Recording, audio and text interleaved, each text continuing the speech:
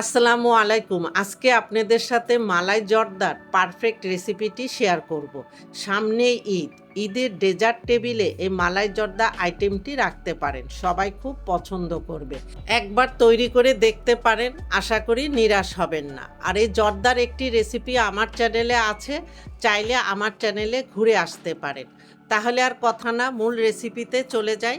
জর্দা তৈরি করার জন্য প্রথমে একটি মিক্সিং বলে আমি 1 কাপ পোলার চাল নিয়েছি। আপনারা চাইলে জর্দাটা বাসমতি চাল দিয়েও তৈরি করে নিতে পারেন। এখন এই চালগুলিকে কয়েকবার পানি চেঞ্জ করে খুব ভালো মতো ধুয়ে নিব।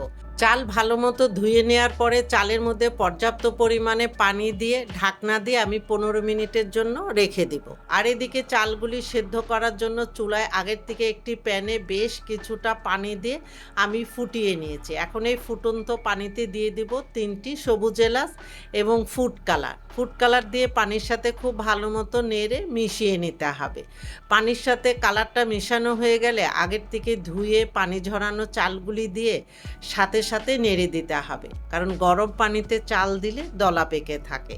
তাই ভালো মতো নেড়ে মিশিয়ে আমি এই চালগুলিকে 80% সিদ্ধ করে নেব।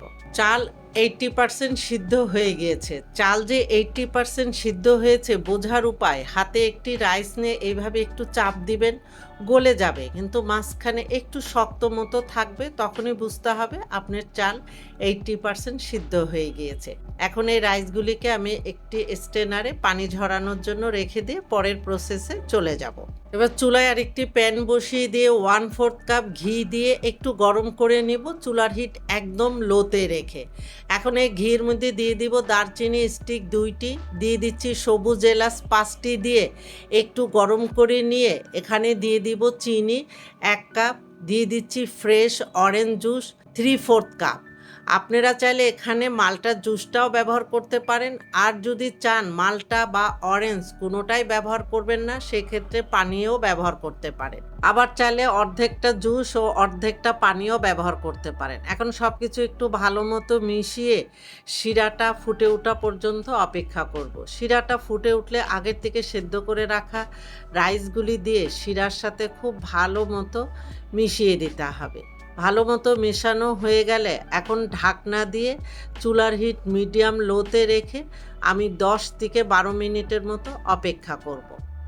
12 মিনিট পরে আমি ঢাকনাটা তুলে উপরের রাইস নিচে, নিচের রাইস উপরে করে ভালো মতো মিশিয়ে দিয়ে এখানে দিয়ে দিব কাজু বাদাম 8 থেকে 10টি, দিয়ে দিচ্ছি কাঠবাদাম কুচি 1 টেবিল চামচ এবং কিশমিশ 1 টেবিল চামচ, এবং সব শেষে 1 টেবিল চামচ ঘি দিয়ে জর্দার সাথে খুব ভালো মতো মিশিয়ে দিয়ে এখন চুলার হিট মিডিয়াম লোতে রেখে ঢাকনা দিয়ে আমি 8 থেকে 10 মিনিটের মতো অপেক্ষা করব। 10 মিনিট পরে ঢাকনাটা তুলে এখন উপরের রাইস নিচে, নিচের রাইস উপরে করে খুব ভালো মতো মিশিয়ে দিচ্ছি। আর দেখেন রাইসগুলি কতটা পারফেক্ট এবং ঝরঝরে হয়েছে।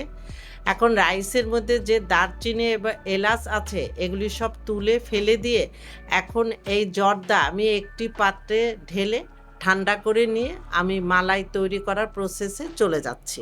এই জন্য চুলায় আরেকটি প্যান বসিয়ে দিয়ে জাল করে নেওয়া 1.5 কাপ লিকুইড দুধ দিয়ে দিচ্ছি। দুধের মধ্যে দিয়ে দিচ্ছি 3 টেবিল চামচ চিনি, এলাচের গুঁড়া 1 চিমটি পরিমাণ, গুঁড়া দুধ 3/4 কাপ দিয়ে দুধের সাথে সব কিছু একটু ভালো মতো নেড়ে মিশিয়ে নিতে হবে। দুধের সাথে সব কিছু ভালো মতো মেশানো হয়ে গেলে এখন চুলাটা অন করে দিয়ে চুলার হিট মিডিয়ামে রেখে অনবরত নেড়ে চেড়ে দুধটাকে জাল করে ঘন করে নেব। আর এই মালাই মিষ্টির পরিমাণ একটু কম হলে খেতে ভালো লাগে, তবে আপনারা চাইলে চিনির পরিমাণটা আরেকটু বাড়িয়ে দিতে পারেন। এখানে চাইলে চিনির পরিবর্তে কনডেন্স মিল্কও ব্যবহার করতে পারেন। আর এইদিকে আমার মালাইটা তৈরি করা হয়ে গিয়েছে, আমি চুলাটা বন্ধ করে দিয়েছি। মালাইটা এর চেয়ে বেশি আর ঘন করব না, কারণ ঠান্ডা হয়ে গেলে মালাইটা কিন্তু আরও ঘন হয়ে যাবে। এখন মালাই আমি একটি পাত্রে ঢেলে আমি পরের প্রসেসে চলে যাচ্ছি। এবার একটি পাত্রে আমি সব জর্দাগুলি নিয়ে নিচ্ছি। জর্দাগুলি সব নিয়ে নেওয়া হয়ে গেলে তার উপরে দিয়ে দিব আগের থেকে তৈরি করে রাখা মালাই। জর্দা খেতে আমাদের কম বেশি অনেকেরই কাছে খুবই পছন্দের, তার উপরে যদি মালাই জর্দা হয় তাহলে তার কোনো কথাই নেই। সব শেষে উপরে পেস্তা বাদাম, কাঠবাদাম ও মিষ্টি দিয়ে সাজিয়ে দিচ্ছি। ব্যাস তৈরি হয়ে গেল আমার ভীষণ ভীষণ মজার মালাই জর্দা। ঈদে তৈরি করতে একদমই ভুল করবেন না। এতক্ষণ আমার সাথে থাকার জন্য আপনাদের অনেক অনেক ধন্যবাদ। দূরে কাছে যে যেখানেই থাকেন সবাইকে ঈদের অগ্রিম শুভেচ্ছা জানিয়ে আল্লাহ হাফেজ।